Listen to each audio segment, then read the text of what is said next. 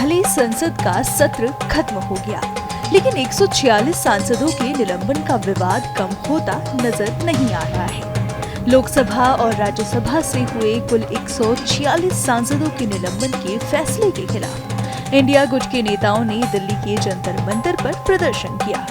इस प्रदर्शन में कांग्रेस सांसद राहुल गांधी, कांग्रेस के राष्ट्रीय अध्यक्ष मल्लिकार्जुन खड़गे, सीपीआईएम के महासचिव सीताराम येचुरी, एनसीपी के अध्यक्ष शरद पवार आदि नेता भी दिखाई दिए। सरकार के इस फैसले के खिलाफ बोलते हुए कांग्रेस नेता रणदीप सुरजेवाला ने कहा कि अगर एक ही व्यक्ति को सब निर्णय करना है तो संसद प्रधानमंत्री कार्यालय में चला लीजिए।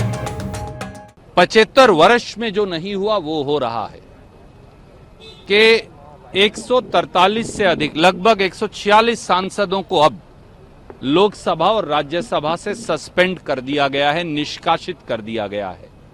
क्या विधायिकाएं और संसद विपक्ष की गैरहाजिरी में चल सकती हैं? फिर संसद की जरूरत ही क्या है? प्रधानमंत्री कार्यालय में चला लीजिए अगर एक व्यक्ति को ही निर्णय करना है। तो इस देश के प्रजातंत्र पर भाजपाइयों द्वारा, भाजपा की सरकार द्वारा हमला जो बोला गया है, उसके विरोध में खड़गे साहब, राहुल गांधी जी, विपक्ष के समूचे दल आज विरोध प्रदर्शन पर हैं, क्योंकि सवाल भाजपा या कांग्रेस का नहीं, सवाल इंडिया अलायंस और एनडीए का नहीं, सवाल इस देश में प्रजातंत्र को बचाने का है।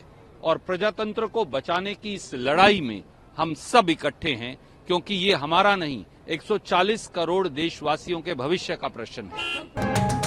वहीं समाजवादी पार्टी के नेता एसटी हसन ने कहा कि लोकतंत्र पर खतरा आ रहा है। उन्होंने आगे कहा कि दुनिया में ऐसा कभी नहीं हुआ है कि एक साथ इतने सांसद निलंबित हुए हों। संसद से तो बाहर कर दिया हमें, और संसद में प्रोटेस्ट बराबर कर रहे थे। ये सांसदों का सिर्फ निलंबन ही नहीं हुआ है, प्रजातंत्र बर्बाद हो गया, डेमोक्रेसी खत्म हो गई, उस पर बड़ा भारी खतरा आ गया। पार्लियामेंट में तो लोग अपनी बात नहीं रख पाए।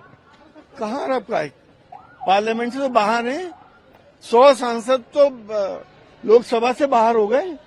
दुनिया के इतिहास में कभी ऐसा नहीं हुआ कि अपोजिशन के इतने ज्यादा सांसदों को निलंबन किया गया। झारखंड मुक्ति मोर्चा की नेता महुआ माझी ने कहा कि लोकतंत्र में विरोध के कई तरीके होते हैं। हमने सभी तरीकों को आजमाया, लेकिन हमारी मांग नहीं सुनी गई। तो हुआ था, पार्लियामेंट की सीढ़ियों पे भी लोग बैठे थे। शुरू में ये सस्पेंशन के खिलाफ या फिर जो सुरक्षा में चूक हुई है उसके लिए जो मांग थी विपक्ष की, वो पूरी नहीं होने पर वॉकआउट किया गया था। वॉकआउट 2 बार किया गया राज्यसभा में। उस पर भी जब बात नहीं बनी तब वेल पे लोग गए, प्लेकार्ड लिए, और जो भी हुआ आप सब जानते हैं।